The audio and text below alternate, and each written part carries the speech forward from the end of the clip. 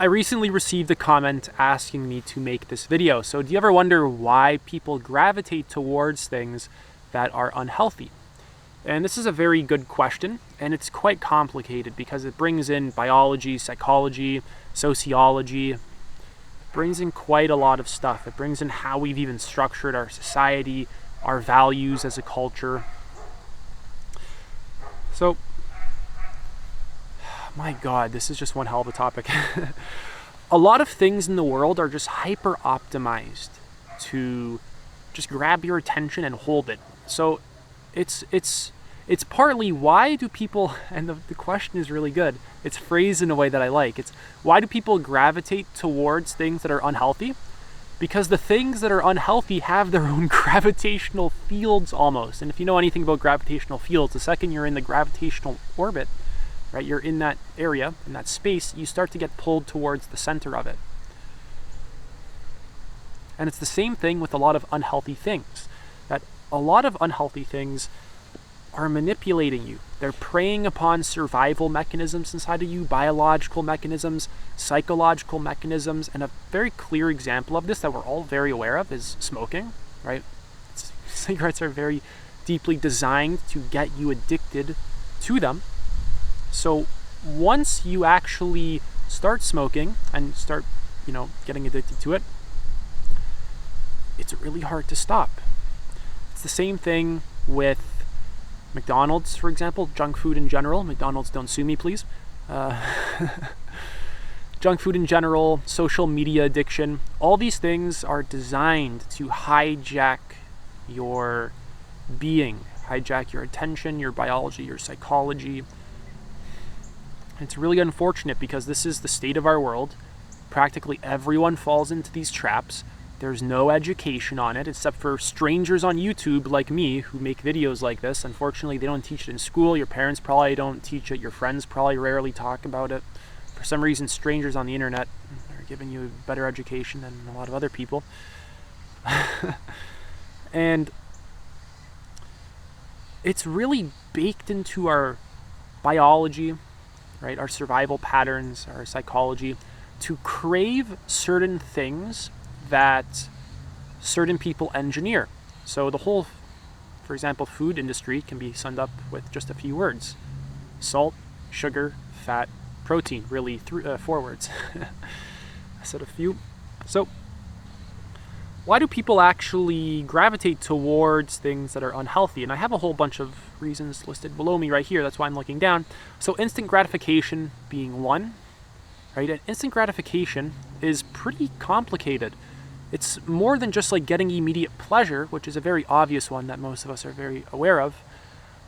Immediate gratification also has to do with solving a problem now. So if we have a money problem, we want it solved now. If we have a relationship, if there's any kind of problem or any kind of turbulence, we want it gone now. Any kind of disturbance, we want it gone now.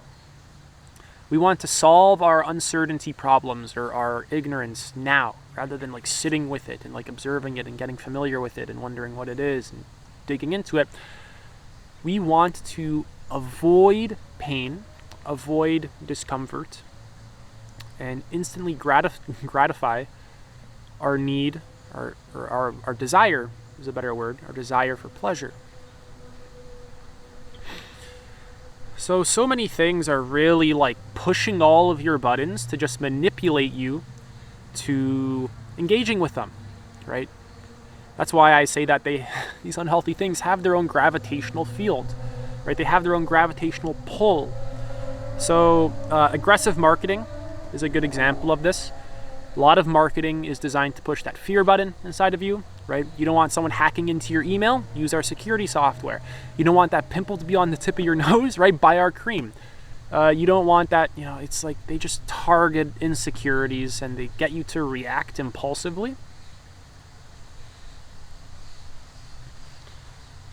Another good one is that we actually use unhealthy things for coping mechanisms. Like a lot of the reasons as to why we distract ourselves, and this is something that I do with a lot of my clients, I make sure we crack down on all the ways that we distract ourselves, is actually because there's repressed emotions inside of us that we're avoiding, and we don't want to feel them, that we're keeping them repressed through the continuous use of distractions. right? Like a screen addiction, right, is a good coping mechanism for boredom, even stress, anxiety, sadness, things like this. Junk food is a good remedy for stress and sadness. It's a good remedy. I don't mean that literally. Smoking, we have certain addictive patterns that we just use as coping mechanisms. And this kind of keeps us in loops of staying within things that are unhealthy because we do not have the skills to actually regulate ourselves properly. We basically don't have the emotional intelligence because, humans aren't very emotionally intelligent creatures. If you haven't figured that out yet, it's very obvious though. We don't learn it in school. We don't really develop it in our personal life unless you decide to. It's like a personal value that you have to actually care about and act on if you want to be emotionally intelligent.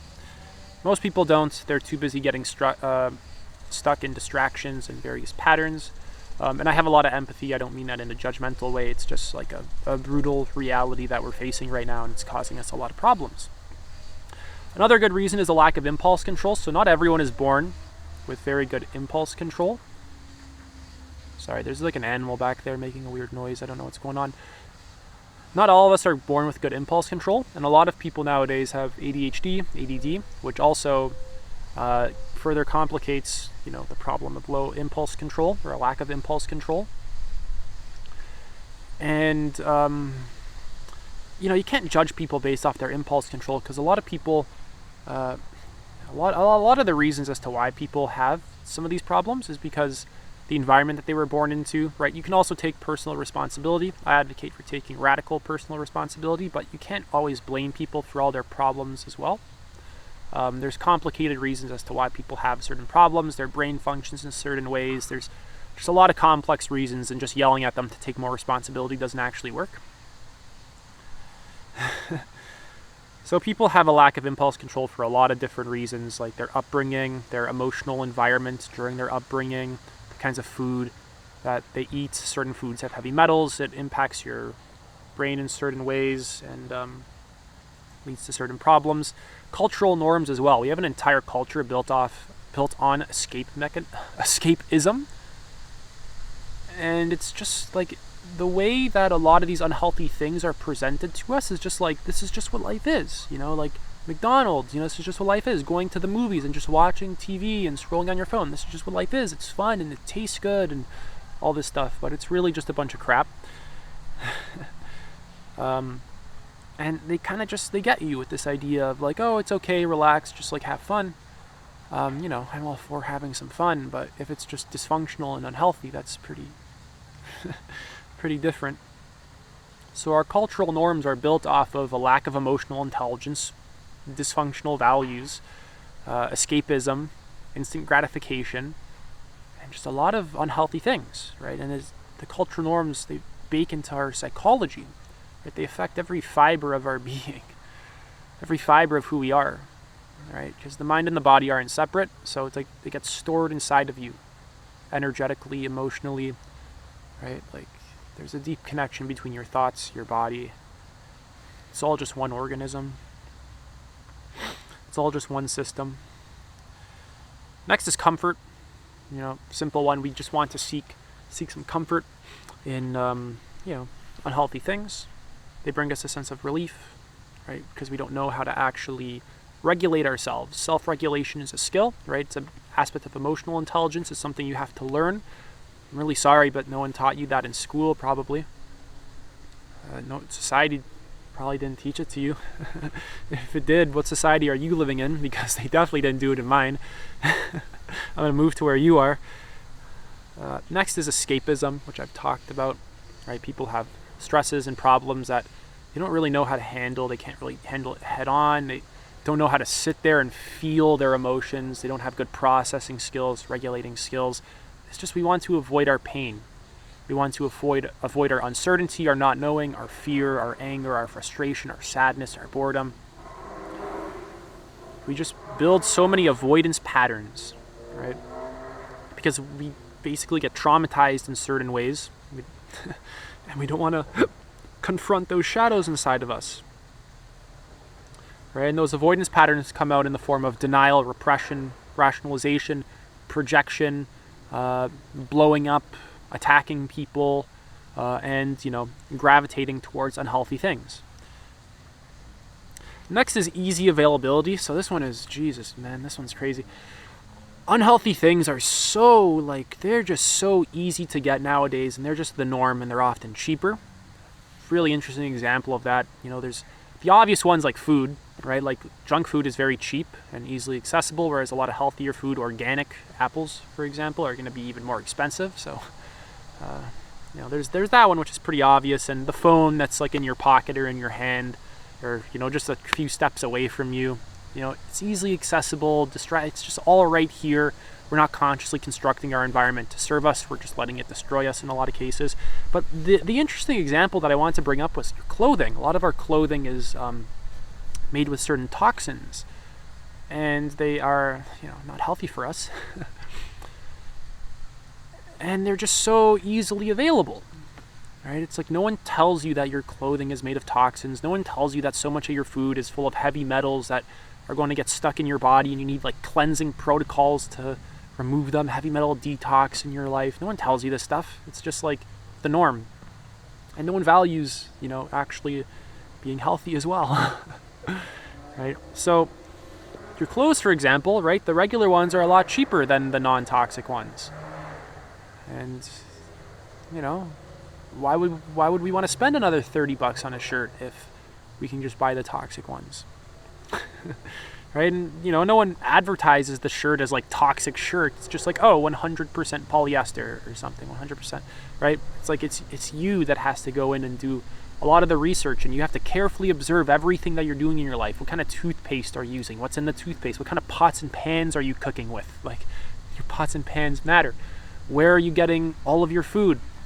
Right? Even the meat that you're eating. Like, a lot of meat is I've worked in the meat industry. It's disgusting. It's a very low consciousness environment, and a lot of that food is absolutely disgusting. So what kind of meat are you getting, and were the animals raised properly? Were they under a lot of stress? And all these things. There's so many factors that go into the quality of meat and all this stuff.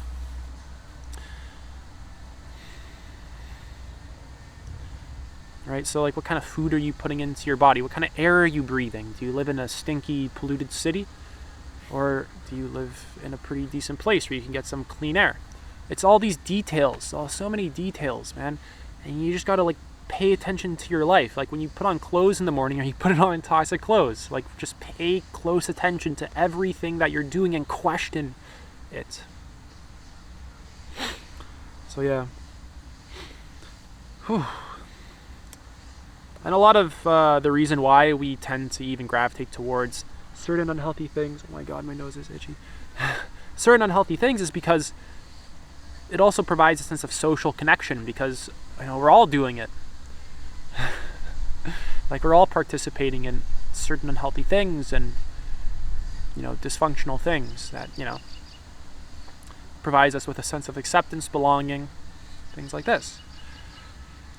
And now this is a pretty interesting part. So once we begin to get sucked in by these things that manipulate us, in various ways, you can check out my video, Society is Exploiting You. I believe that's what it's called, where I go into more depth about that. But once they hook us in, right, and we're kind of stuck in these patterns, we actually start to reinforce these patterns. Like, our mind builds a sense of reality around these patterns, a sense of what's normal, a sense of what's real, a sense of identity. And to change these patterns begins to challenge our sense of what's real and what is reality and what's true and what's good and what's beautiful and who are we and what do I believe, and right, it throws into all these things begin to come out, and they're all really under the surface. Everyone has a metaphysics and an epistemology and a set of beliefs and a sense of identity. And to begin to dig into those things and question them can be very, very uncomfortable. And when we begin to change patterns of any kind, it's going to bring that stuff up, and it's going to bring up even traumas as well, uncomfortable emotions. Like, it can be pretty disturbing to realize that all the clothes that you have in your closet are actually toxic. Like, that's, what does that mean now? Like, you have to go buy, at least like start buying non-toxic clothes as you shop in the future, or you just settle for toxic stuff. right? It's like, man, I got to put in the extra effort. I got to research non-toxic brands now. I have to actually Google that for myself. Oh my God, no one's going to spoon feed it to me. Oh my God. Oh my God, I have to use the internet. I got to type in something to get the answer, right? It's like, so yeah, we reinforce our status quo. We reinforce our patterns because we find security in them. We find comfort in them. It's a survival mechanism. We find comfort in the familiarity. We build up an identity around it. We build up a whole sense of reality around it. And then we even get addicted to our patterns. We get addicted to our thought patterns, our emotional patterns, our reactions. We get addicted to starting conflict. People literally start conflict because they're addicted to it. They're addicted to just like drama and gossip and causing problems because they don't know any other way to exist in the world, because their nervous system and their being as a whole isn't really wired to exist peacefully or consciously. They've wired themselves unconsciously to just create a whole bunch of problems and to like start a bunch of conflict, right? We all resist reality and struggle against it to some degree. And some people do it more than others, and those are usually the kinds of people that, will probably be starting a lot more conflict. And a lot more just like general problems.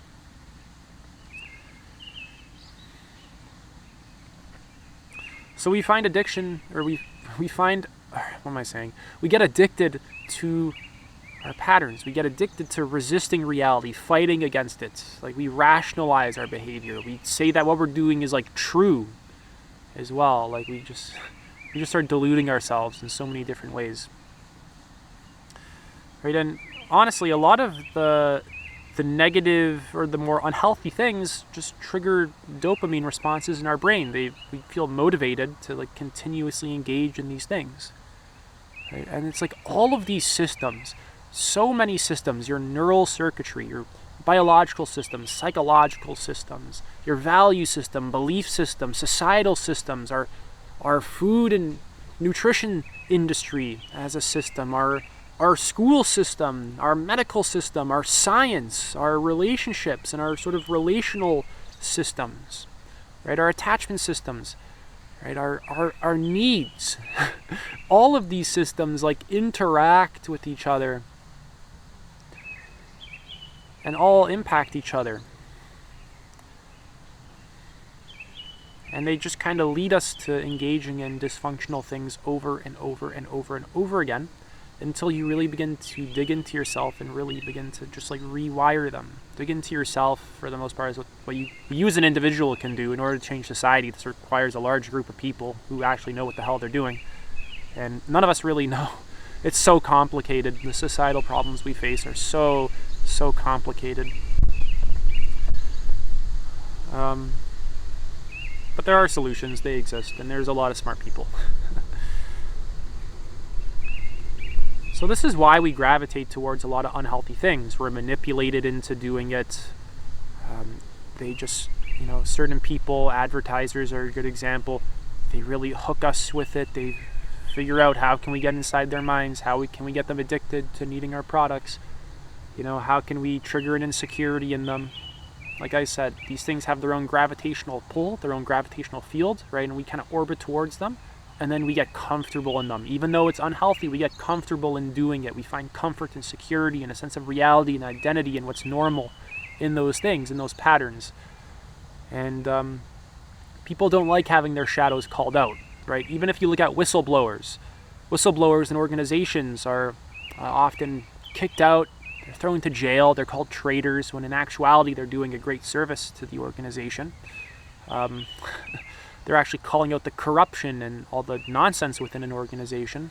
But of course, a lot of people don't like their shadows being called out unless they're conscious and can reflect and are open to change. If not, they're going to lash out. They're going to attack. It's not possible. You're just... if it purrs, keep going. If it growls, stop. That's a book, or a quote I read from a book called Spiral Dynamics. It's a developmental psychology book. So, yeah, once we get comfortable in them, you're locked in, man. You're locked in. They have you, right? Like, people get addicted to McDonald's. It literally impacts their organs, their digestive system, so they can't digest properly. And you just crave salt, crave McDonald's. Like, it's designed to crave, just cause addictions and all this stuff, right? Things are engineered to hook you so that people can profit. And people don't even want to change. A lot of people don't want to change. They don't have to change. They don't have to value that. I mean, it could possibly be better if they do, but they don't have to value that, right? Not everyone has to like change or grow or change their patterns or whatever. Respect people based on where they're at and respect their autonomy, because you can't force people to change. Check out my last video on letting people be in their own world to learn a little bit more about that, how that works, some of the problems of trying to change people. But that's it for this video. If you guys enjoyed, leave a thumbs up. I never really ask for thumbs up. Subscribe. I also offer one-to-one coaching. You can book a free call. The link is in the description or the pinned comment. Take it easy.